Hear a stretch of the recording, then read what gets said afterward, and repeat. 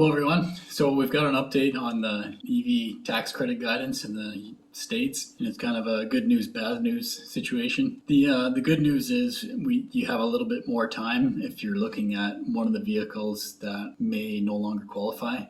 You have until April 18th to make your purchase. So if you were considering a vehicle like the Chevy Bolt, base Tesla Model 3, these are vehicles that may no longer qualify after April 17th for the full credit. Still not quite sure because there's a process where they could qualify for half of the credit. Not sure if either the Chevy Bolt or Model 3 will qualify for at least half of the credit. I'm leaning towards they're not going to get any of the credit, at least for the Model 3. I'm not sure about the Chevy Bolt. I'm not as familiar with the process for building the Chevy Bolt. But this article from Electric has all the details on the updates, and they have a handy chart that guides you through the process of determining whether vehicle qualifies or not for the full credit. Number one is adjusted gross income, $150,000 US for individuals, $225,000 for head of household, and $300,000 for joint household. So you have to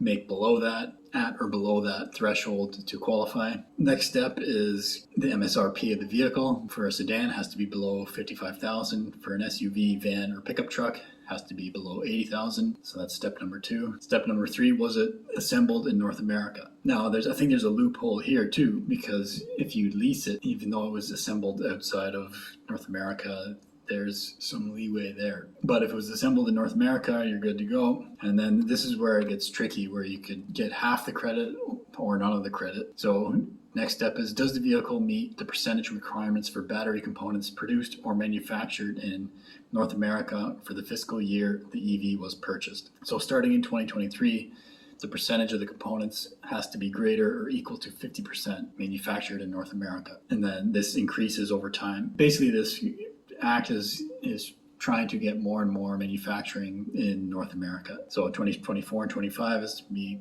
greater or equal to 60%, 26 greater than 70%, and increasing as you go on. So if it doesn't meet that, you then go to, does the vehicle meet the percentage requirements for critical minerals extracted, processed, and or recycled in North America? So if the minerals are coming from the States, but the battery cells are manufactured outside of the States, there is a chance you could get half of the credit. Now, I don't think this is the case for the Model 3, because the battery for the base Model 3, only the base Model 3 is of concern. All the other Teslas that previously qualified for the full credit are still going to qualify. Mostly it's just the price point that you're concerned with, and your income, obviously. So for the sourcing of the minerals extracted, processed, and or recycled in North America, or a country the U.S. has a free trade agreement with, it's the same thing. So for 2023, it has to be greater or equal to 40%, 2024 greater or equal to 50%, and going up until 2027, where it's going to have to be greater or equal to 80%. And then the final step, if you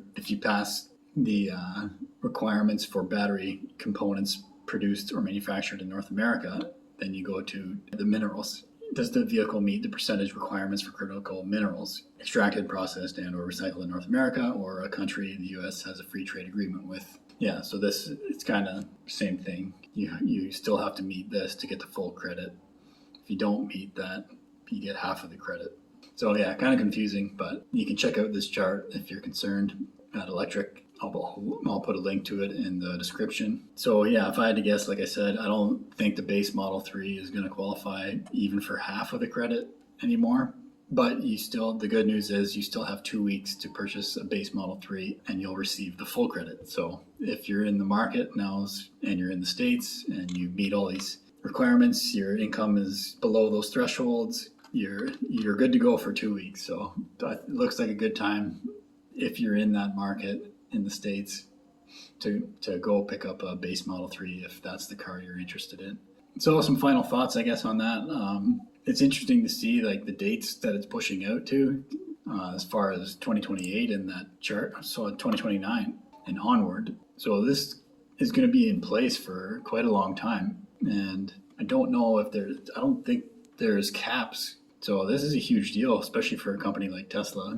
The US market is probably their second biggest market after China. And these are pretty enticing incentives that are going to be there for a long time. So, and then on top of that, not mentioned here is the battery manufacturer incentives that are like 35 cents per kilowatt hour for batteries manufactured. Those just go to the manufacturer. They don't go to the customer who purchases the vehicle, but those savings could be passed on to the customer in lower prices. So, and it's all part of the same act. So this is quite a big deal, especially, like I said, for a company like Tesla. This is going to be around for a long time, and it's going to incentivize a lot of sales. And then there's even some states that have other incentives that go on top of this federal incentive. So it's a big deal. But yeah, unfortunately, it looks like the base Model 3 is no longer going to qualify. But yeah, like in my last video, I think Tesla is going to make moves to make sure that it does qualify, because yeah, it kind of screws over, like it's the base Model 3, so it's the cheapest one. But if it doesn't qualify for this tax credit, it might not make it the cheapest one.